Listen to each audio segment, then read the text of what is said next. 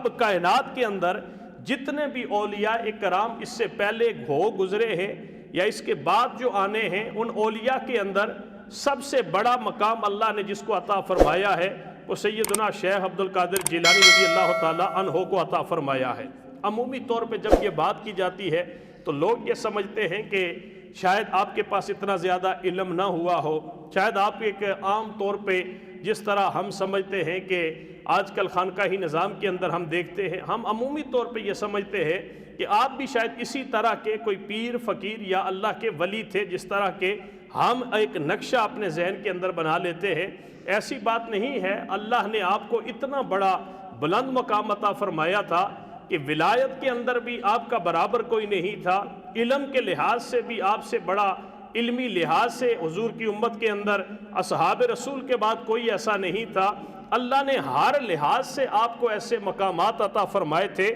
کہ آپ کو رب کائنات نے اگر اس منصب کے اوپر فائز فرما کے تمام اولیاء کا اگر سردار بنایا ہے تو واقعتاً اللہ نے آپ کی ذات کے اندر یہ کمالات بھی پیدا فرمائے تھے۔ حضرت شیخ ابو العباس بغدادی یہ فرماتے ہیں کہ آپ کا بڑا شہرہ تھا اور پوری دنیا سے لوگ آپ کے جو ہے وہ درس کے اندر آ کے بیٹھتے۔ اب بغداد شریف کی جامع مسجد کے اندر، بغداد شہر کے اندر آپ لوگوں کو درس ارشاد فرماتے، اور درس بھی آپ کا ایسا ہوتا کہ جس کے اندر ہزاروں لوگ جو ہے وہ آپ کے درس سننے کے لیے آپ کی مجلس کے اندر آ کے بیٹھتے، اور جب آپ کا درس ختم ہوتا تو اس درس کے اندر یہودی بھی آ کے بیٹھا کرتے تھے، عیسائی بھی آ کے بیٹھا کرتے تھے۔ آپ کا جب درس ختم ہوتا تو آپ کے درس کا یہ اثر ہوتا کہ ہزاروں کی تعداد میں لوگ اٹھ کے آپ کے ہاتھ پہ بیعت ہوتے، کلمہ پڑھ کے یہودیت سے تائب ہوتے، عیسائیت سے تائب ہوتے، اور دین اسلام کے اندر وہ آپ کے ہاتھ پہ بیعت کر کے وہ اسلام کے اندر داخل ہو جاتے۔ یہ آپ کے درس کا اثر تھا کہ ہزاروں لوگ آپ کے ایک ایک درس کے اندر آپ کے درس کی وجہ سے متاثر ہو کے، آپ کی تعلیمات سے متاثر ہو کے وہ اسلام کے اندر داخل ہو کے مسلمان ہو جایا کرتے تھے۔ اور کئی لوگ ہزاروں کی تعداد میں جو ڈاکو ہوتے، زانی ہوتے، بدکار قسم کے ہوتے، ان کے اندر کوئی ایسے عیب پائے جاتے، جب آپ کا درس ختم ہوتا تو اللہ نے آپ کو یہ کمال عطا فرمایا تھا کہ آپ کے درس کے اندر ہزاروں اور لاکھوں کی تعداد میں لوگ بیٹھے ہوتے تھے۔ آپ کو اللہ نے یہ مقام عطا فرمایا تھا کہ ہر آدمی جو آپ کے درس کے اندر بیٹھا ہوتا تھا، ہر آدمی یہ سمجھتا تھا کہ آپ میرے بارے میں ہی گفتگو کر رہے ہیں، اور میرے اندر جو بیماریاں ہیں، میرے اندر جو اخلاقی برائیاں ہیں، آپ ان ہی کو بیان فرما رہے ہیں۔ آپ کا جب درس ختم ہوتا تو ہزاروں لوگ اپنے گناہوں سے توبہ کر کے آپ کے سلسلے کے اندر داخل ہو کے آپ سے محبت کرنے والے بن کے آپ کے دیوانے ہو جاتے اور آپ کے ہاتھ پہ بیعت فرما دیتے۔ اب یہ جو عمومی طور پہ 11ویں شریف کا ایک تصور ہے، لوگ کہہ دیتے ہیں جی 11ویں شریف پکانا، 11ویں شریف کھانا، یہ اس کا شاید ہر آدمی کو علم بھی نہ ہو، شاید پکانے والوں کو بھی علم نہ ہو، وہ بھی کس نقطہ نظر سے پکاتے ہیں، میں تو کسی آدمی کے نقطہ نظر کی وضاحت نہیں کر سکتا۔ لیکن پہلی بات یہ ہے کہ آپ کی جو ولادت ہے وہ 470 ہجری کے اندر آپ کی ولادت ہے، 470 ہجری 11 ربیع الثانی، یہ 11 چاند کی 11 تاریخ ہے، اس 11 تاریخ کو آپ کی ولادت باسعادت ہے۔ اور پھر 561 ہجری، 91 سال آپ کی عمر ہے، 561 ہجری کے اندر آپ کی جب وفات کا دن آتا ہے تو آپ کی وفات کا دن بھی 11 ربیع الثانی ہی کا دن آپ کا آتا ہے۔ جو آپ سے محبت کرنے والے لوگ ہیں وہ 11 تاریخ کو آپ کے ایصال ثواب کے لیے اہتمام کرتے ہیں، اس کو 11ویں کا نام دے دیا جاتا ہے، چونکہ تاریخ 11ویں بنتی ہے، اس حوالے سے اس کو 11ویں شریف کہہ دیا جاتا ہے۔ لیکن اس کے پس پردہ یہ ہوتا ہے کہ جو آپ سے محبت کرنے والے ہیں وہ آپ کے ایصال ثواب کے لیے، آپ کی مغفرت کے لیے، آپ کے بلندی درجات کے لیے جو ایک اہتمام کرتے ہیں اور اس کے اندر آپ کو دعا کے اندر یاد کرتے ہیں، اسے عمومی طور پہ 11ویں شریف کہا جاتا ہے۔ ہر کوئی اپنے بزرگوں کا دن مناتا ہے، ہر کوئی اپنے بزرگوں کا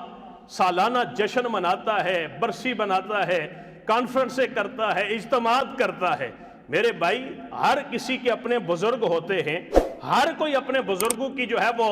یاد میں ذکر کرتا ہے، ہر کوئی اپنے بزرگوں کی مجلس کا اہتمام کرتا ہے، وہ مذہب اسلام سے اس کا تعلق ہو یا اسلام کے ساتھ اس کا تعلق نہ ہو، ہر کوئی اپنے بزرگوں کے کارناموں کو یاد کرتا ہے، اور اس دن باقاعدہ طور پہ برسی کا نام دے دیا جائے، سالانہ کا نام دے دیا جائے، یا کوئی اور کانفرنس کا نام دے دیا جائے، لیکن ہر کوئی اپنے بزرگوں کے کارناموں کو کسی نہ کسی لحاظ سے بیان کرتا ہے۔ میرے بھائی، ہمارے بزرگوں کے اندر جو لوگ آتے ہیں، ان بزرگوں کے اندر سیدنا شیخ عبد القادر جیلانی رضی اللہ تعالی عنہ کا نام مبارک بھی آتا ہے، اور آپ جہاں پہ مرضی دل کرتا ہے کائنات کے اندر جا کے آپ بالکل پوری دنیا کے اندر کھنگال کے آپ دیکھیے کہ کائنات کے اندر الشیخ عبد القادر جیلانی رضی اللہ تعالی عنہ سے بڑھ کے دین اسلام کے لیے کسی عالم نے اتنا کام نہیں کیا جتنا اللہ نے آپ کے دست فیض کے ذریعے کائنات کے اندر دین اسلام کو پھیلایا ہے۔ اور آپ کے دست حق پرست کے اوپر بیعت ہو کے